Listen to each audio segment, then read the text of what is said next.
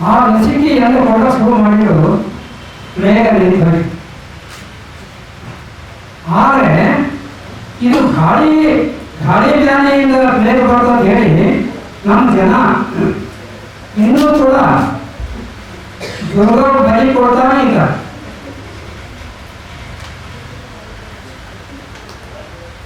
ಹತ್ತೊಂಬತ್ತು 1962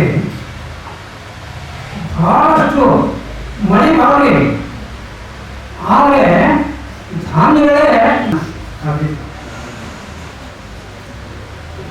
ಈಗ ವೀರಪ್ಪ ಖಂಡೇಕರ್ ಕರ್ನಾಟಕದವರು ಯುವಕರು ಅವರು ರೈತರ ಕುಟುಂಬದವರು, ಅವ್ರಿಗೆ ಸರ್ಕಾರಿ ನೌಕರಿ ಬಂದಿದೆ. ಆದರೆ ಅವರು ಒಳಗಿನ ಕುಡಿತ ಏನು ಅಂತಂದರೆ ಮಕ್ಕಳನ್ನೇ ಅಡಗಿರುವಂಥ ವಿಜ್ಞಾನದ ಪ್ರತಿಭೆಗಳನ್ನು ಅರಳಿಸಬೇಕು ಅಂತ ಹೇಳ್ಕೊಂಡು ಆ ನೌಕರಿಯನ್ನು ಬಿಟ್ಟು ಈ ಹವ್ಯಾಸಕ್ಕೆ ಅವರು ತೊಡಗಿದ್ರು.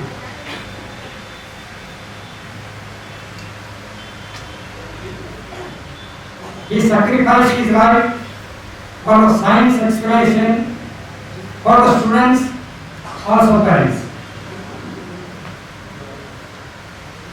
ಅಂದರೆ ಈ ಸಂದರ್ಭದಲ್ಲಿ ಏನು ಹೇಳೋದು ಅಂತಂದ್ರೆ ಪರಸ್ಪರಂ ಭಾವನೆಯಂತಹ ಶ್ರೇಯ ಪರಮೋಕ್ಷದ ಅವರು ಈ ಜೀವನವನ್ನೇ ತ್ಯಾಗ ಮಾಡಿ ಈಗ ಈ ಹವ್ಯಾಸವನ್ನೇ ತಿಳ್ಕೊಂಡಿದ್ದಾರೆ. ಅದಕ್ಕೆ ನಾವು ಸರ್ವತೋಮುಖ ಅವರಿಗೆ ಸಹಕರಿಸಬೇಕಾಗಿದೆ. ಅವರ ಪ್ರಯೋಜನವನ್ನ ನಾವು ಪಾಲಕರು ಮಕ್ಕಳು ತಗೊಳ್ಬೇಕು. ಪೂಜೆಯಿಂದ 2016ರಲ್ಲಿ ಹುಬ್ಬಳ್ಳಿಯ ಒಂದು ಕೇಂದ್ರ ಪೂಜೆಯಿಂದಲೇ ಉದ್ಘಾಟನೆ. ಎರಡನೇ ಕೇಂದ್ರ ಹೊರಮಾಡದಲ್ಲಿ 2019ಕ್ಕೆ ಕೆಲಸ ಮಾಡ್ತಾ ಇದೆ ಅಲ್ಲಿ. ಈಗ ಈ ತಾಲೂಕಾ ಕೇಂದ್ರ ಆದಂತಹ ತಿಕೋಟದಲ್ಲಿ ಇದು ಇನ್ನು ಮೇಲೆ ಕಾರ್ಯ ಆರಂಭ ಮಾಡ್ತಾರೆ. ಮೊನ್ನೆ ನಾವು ಕಲಿತ ಒಂದು ಅದನ್ನೇ ಅಂತ ಕೇಳೋದ್ರಿ. ಹರಿಶ್ಚಂದ್ರ ಕಾಲದಲ್ಲಿ 13ನೇ ಶತಮಾನದಲ್ಲಿ ಹರಿಶ್ಚಂದ್ರನಿಗೆ ಕೇಳ್ತಾನೆ, ಎಲ್ಲ 4 ಇಂದ್ರಿಯಗಳಿಂದ ಎಲ್ಲವನ್ನ ನೀ ಸವಿದಿ, ಆದ್ರೆ ಮುಟ್ಟಲಿಕ್ಕೆ ನಿನಗ ಅದು ಇದು ಕಾಡ್ತಾ ಇದೆಯಲ್ಲ ಹುಳ ಅಂತ ಹೋಗಿ ಮುಂದೆ ಏನು ಹೋಗ್ರಿ. ಬಿಸಿಲಿಗೂ ಬರೀ ಬಿಸಿಲಲ್ಲವೋ, ಇದು ಸೂರ್ಯನ ಕೃಪೆ ಕಾಣು. ಸೂರ್ಯನ ಬರೀ ರವಿ ಅಲ್ಲವೋ, ಇದು ದೇವರ ದಯ ಕಾಣು. ನಮ್ಮ ಅಂದ್ರೆ ಕುವೆಂಪು ಅವರು ಒಂದು ವೈಜ್ಞಾನಿಕವಾಗಿ ಆಲೋಚನೆ ಮಾಡಿದ್ರು ಅಂತ ತಿಳ್ಕೊಳ್ಬೇಕು.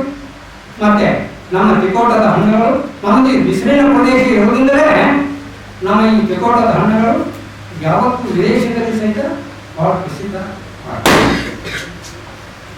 ಕೊನೆಯದಾಗಿ ಪವಾಡ ಬಯಲು ಕಾರ್ಯಕ್ರಮ ಕೂಡ ನಮ್ಮ ಖಂಡೇಕರ್ ಸರ್ ಮನೋಹರದಲ್ಲಿ ಬಹಳ ಅದ್ದೂರಿಯಾಗಿ ಮಾಡಿದ್ದಾರೆ. ಆಮೇಲೆ ಇನ್ನೊಂದು ಅಂತಂದ್ರೆ ವಿಜ್ಞಾನ ಜೋಡಿಗೆ ಅಂತ ಒಂದು ಕಾರ್ಯಕ್ರಮ ಹೇಳೋದು. ಅದ್ರ ಮನೆಗೆ ಹೋಗಿ ಏನು ವೇಸ್ಟೇಜ್ ಇರ್ತದ ಅವ್ರನ್ನ ತಂದು ಅವರು ಈ ಅಪರೂಪದ ವಿಜ್ಞಾನದ ಪ್ರಯೋಗಗಳನ್ನ ಸಲಕರಣೆಗಳನ್ನು ಮಾಡ್ತಾರೆ. ಅಂದ್ರೆ ಸೋಯಿಯಲ್ಲಿ ವಿಜ್ಞಾನದ ಸಲಕರಣೆಗಳನ್ನು ತಯಾರು ಮಾಡುವಂತ ಒಂದು ಕುಶಲ ಕಲೆಯನ್ನು ಮಕ್ಕಳಿಗೆ ಕಲಿಸ್ತಾ ಇದ್ದಾರೆ ಅಂತ ಹೇಳಿ ನನ್ನ ಮಾತನ್ನು